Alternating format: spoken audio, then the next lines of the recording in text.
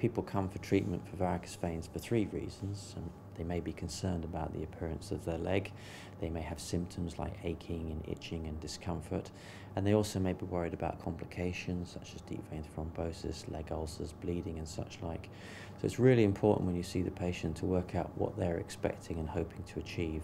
And based on that, we then make recommendations as to what treatment would best suit them for their veins. I've had one leg treated. It was very straightforward. It took about 15 minutes for the procedure, and then afterwards it was bandaged and been bandaged for a week.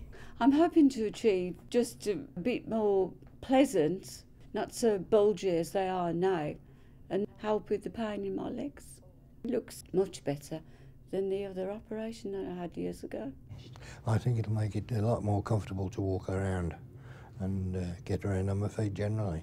And of course rising and sitting down, because that's of course where it used to catch me more than anything else.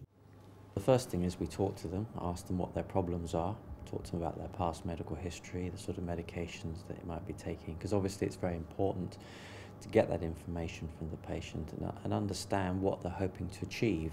The second thing we do is do a duplex Doppler ultrasound scan of the veins and the arteries in the legs, because clearly we need to understand the anatomy and where there's an abnormality, exactly where that abnormality is. So we feed all that in and we make a recommendation for them to come and have foam sclerotherapy. So when they arrive, they already know a lot about what they're expecting to have done, and we've got a good map of all the veins in their legs. So the first thing we do is we repeat the ultrasound scan just to map out the veins, and we usually make some marks on the legs just to plan our strategy for treatment. Can I just borrow your leg for a second? That's fine. You okay like that? Just get yourself comfy. You'll be there for about 10-15 minutes. Well, we like to have 4 access points to the vein when the whole leg is affected, because we like to get fresh foam into each section. Because when we put the foam in, it gets deactivated by blood quite rapidly, which makes it very safe. But what we do by putting extra cannulas in, we can treat each segment of vein with some fresh foam rather than just one point trying to treat the whole leg. Once we've done that, we get the patient to lie flat and we put their leg up in the air. And the reason that we put the leg in the air is to empty the veins, because when your leg goes up in the air, gravity drains the blood out of the veins. We're going to make the foam now, and what we're going to do is mix 2 millilitres of sterile air, which we've drawn up into this syringe through this filter, so it has no bugs in it, and we're going to mix it with 1/2 ml of the 3% fibrovein STS, which is the active sclerosant, and we're going to mix it through what we call this 3-way tap, and by oscillating the air and the sclerosant backwards and forwards, it will turn from a liquid into a foam, and then we'll inject that. Well, the first thing that happens when you put the foam in is, because it's an irritant to the vein goes into spasm. So the little muscle fibres in the vein contract and make the vein shrink down, and that expels what little bit of blood is left in the vein, because when the patient has their leg up in the air, the veins are pretty empty anyway.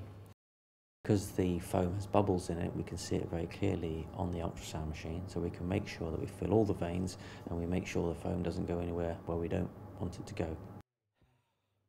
And then what it does is strip the non-stick lining off the inside of the vein and makes the vein wall sticky.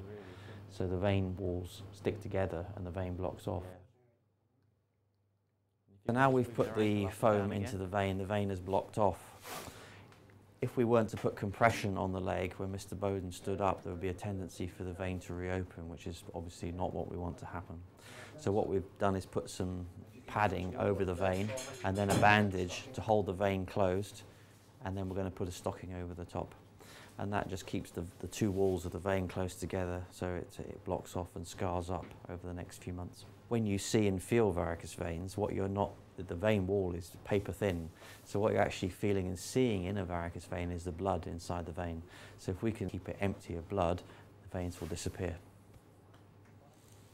The procedure was quite pain-free. I just could feel the needle go in at the beginning, but apart from that, it didn't hurt at all. I'm just hoping that I don't get any achiness at all, and I can stand without worrying about my legs aching, and go for long walks and just not have any discomfort really.